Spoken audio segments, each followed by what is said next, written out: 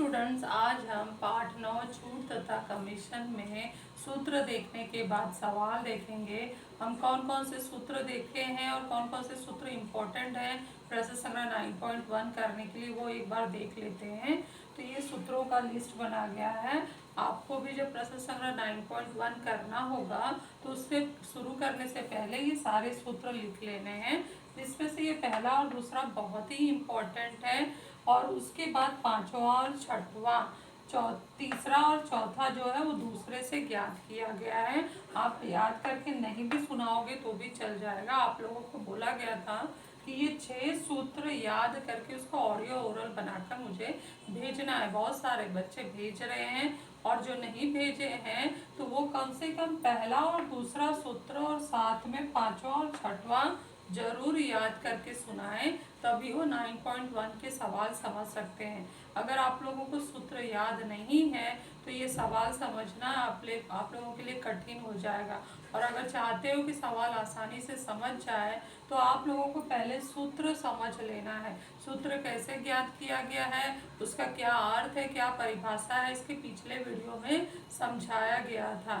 तो सबसे पहले हम देखते हैं छूट। छूट जिसको अंग्रेजी में हम डिस्काउंट कहते हैं, और उसकी इकाई रुपए में भी है और प्रतिशत में भी। अगर छूट रुपए में ज्ञात करना है तो अंकित मूल्य माइनस विक्रय मूल्य। अंकित मूल्य मार्क प्राइस होता है, विक्रय मूल्य सेलिंग प्राइस होता है। छूट डिस्काउंट होता है तो अंग्रेजी में डिस्काउंट रुपए में क्या हो जाएगा, MP माइनस SP। ये हमारा पहला सूत्र हो गया और ये आप लोगों को याद करना है। और दूसरा सूत्र है डिस्काउंट इन परसेंटेज। छूट प्रतिशत में क्या होगा, तो छूट प्रतिशत हम जानते हैं इसका गुणधर्म की छूट हमेशा अंकित मूल्य पर ज्ञात किया जाता है। तो हमने जो छूट का सूत्र आधा यहाँ ज्ञात किया है उसी को कंटिन्यू करेंगे। तो छूट प्रतिशत बराबर होगा अंकित मूल्य माइनस विक्रय मूल्य बटे अंकित मूल्य गुणे 100। अंकित मूल्य माइनस विक्रय मूल्य बोलते समय हम ये कोष्टक में बोलेंगे। कोष्टक में अंकित मूल्य माइनस विक्रय मूल्य कोष्टक बंद गुणे 100 बटे अंकित मूल्य। अंग्रेजी में बोलना और आसान है कि परसेंटेज डिस्काउंट बराबर होता है ब्रैकेट में MP minus SP bracket close गुणे 100 बटे MP। MP यहाँ इम्पोर्टेंस दिया गया है क्योंकि छूट हमेशा MP पर अर्थात अंकित मूल्य पर अर्थात मार्क प्राइस पर ज्ञात किया जाता है। तो सूत्र बोलते समय एक बार आपको हिंदी में बोलना है, दूसरी बार उसी को अंग्रेजी में बोलना है। अंग्रेजी शब्द पर इसलिए जोर देना है कि आगे की कक्षाओं में यदि आप गणित लेकर पढ़ते हो और ये शब्द आए अंग्रेजी का तो ये आपके लिए नया ना लगे, आपको लगे कि हम ये पढ़कर आए हैं। इसलिए कोई भी गणित का शब्द उसके ही अंग्रेजी शब्द के साथ ही पढ़ना है।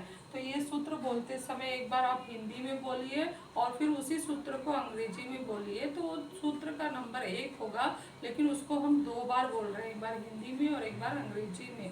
ठीक है, अब हम इसके ये सारे सूत्र हमने ये 2 इम्पोर्टेंट सूत्र देख लिए। उसके बाद पांचवा सूत्र क्या है, लाभ जो रुपए में होता है वो विक्रय मूल्य माइनस क्रय मूल्य होता है। प्रॉफिट रुपए में SP माइनस CP।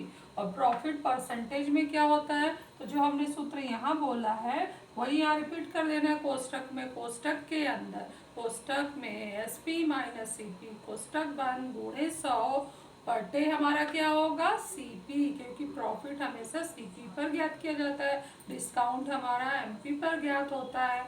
तो ये दोनों इम्पोर्टेंट है, बार बार बोल रही हूँ, ये दोनों सूत्र बहुत ही इम्पोर्टेंट है। अब हम सवाल देखते हैं। सवाल में पहला सवाल बहुत आसान है, आप लोग को होमवर्क दिया जा रहा है। क्वेश्चन 2 और क्वेश्चन 3 इस वीडियो में हम देखने वाले हैं। उसके बाद हम देख रहे हैं कि क्वेश्चन 5 और क्वेश्चन 7। मैं पहले वीडियो में बता चुकी हूँ कि इस पार्ट में क्या क्या कैंसिल है। दोबारा बता रही हूँ कि 9.1 में क्वेश्चन 5 और क्वेश्चन 7 कैंसिल है, वो हमें नहीं करना है। तो हम क्वेश्चन 2 करते हैं।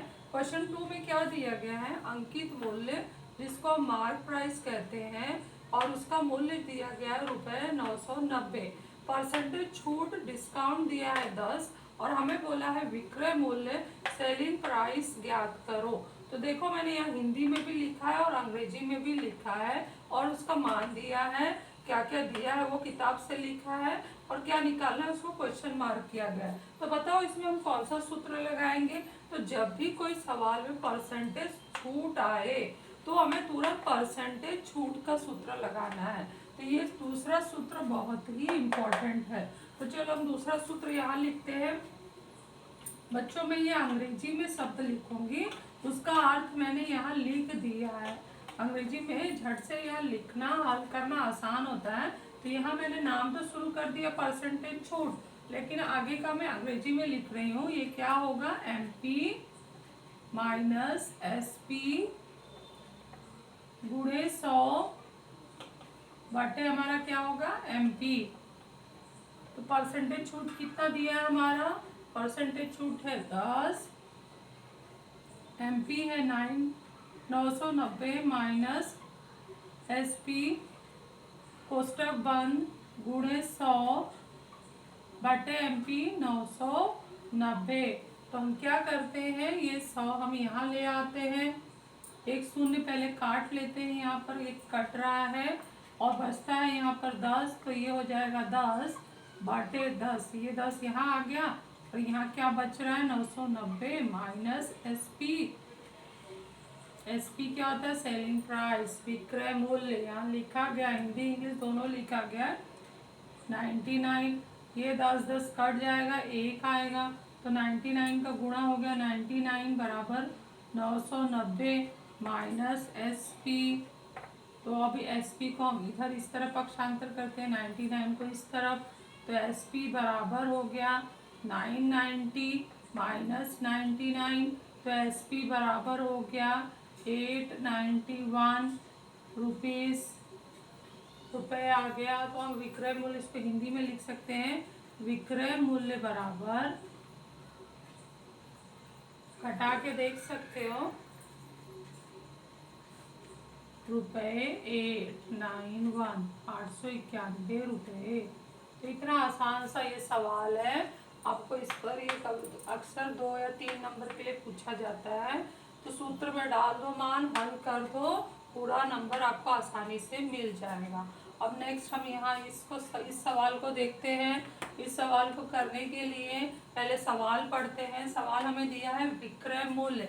ध्यान दो, यहाँ पे अंकित मूल्य, परसेंटेज छूट और विक्रय मूल्य 3 बातें किए गए थे, जिसमें अंकित मूल्य हमें दिया है, परसेंटेज छूट दिया है और विक्रय मूल्य निकालने के लिए बोला गया था। और यहाँ पर भी 3 बातें हैं, विक्रय मूल्य, परसेंटेज छूट और अंकित मूल्य। तो यहाँ इसके ठीक उल्टा दिया है, विक्रय मूल्य दिया है, परसेंटेज छूट दिया है, निकालना है अंकित मूल्य। अंकित मूल्य दिया था, या अंकित मूल्य ज्ञात करना है। मतलब हमें SP दिया है 900 रुपये, डिस्काउंट हमारा 20 है और MP हमें निकालना है। तो MP हमारा क्या है, मार्क प्राइस है, MP ज्ञात करना है। तो अब हम ऐसा नहीं सोच सकते कि अरे MP ज्ञात करना है तो हम कोई दूसरा सूत्र लगाएं। हमारा सबसे इम्पोर्टेंट सूत्र है डिस्काउंट इन परसेंटेज, छूट प्रतिशत में। छूट प्रतिशत का सूत्र क्या है, MP माइनस SP कोष्टक के अंदर गुणे 100 बटे MP। इतना आसान है और अंग्रेजी में बोलोगे तो झट से बोल सकते हो, बस उसका अर्थ दिमाग में याद रखना। तो हम ये सूत्र हम लिखते हैं, परसेंटेज छूट बराबर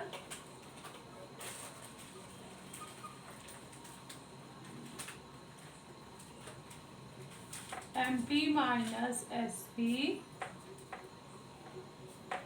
गुणे, कोष्टक भी बंद करो, गुणे 100 करो बटे MP। फिर परसेंटेज छूट करेंगे तो उसका मान हम रखेंगे, तो 20 बराबर MP हमारा निकालना है माइनस SP 900 गुणे 100 कोष्टक बंद करते हुए फिर MP लिखेंगे। हम क्या करते हैं, यहाँ पे तो कटेगा नहीं, तो 100 को इधर पक्षांतर कर देते हैं। 20 बटे 100 बराबर है MP माइनस 900 बटे MP।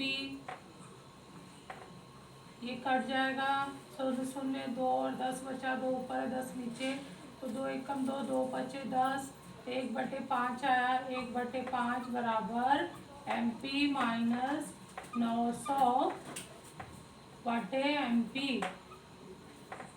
तो यहाँ धीरे गुणा कर लो, 1 का गुणा MP से यहाँ होगा, तो 1 MP बराबर और ये 5 का गुणा MP, ये 5 का गुणा इन दोनों से होगा तो ब्रैकेट लग जाएगा MP माइनस 900, तो ये हो गया MP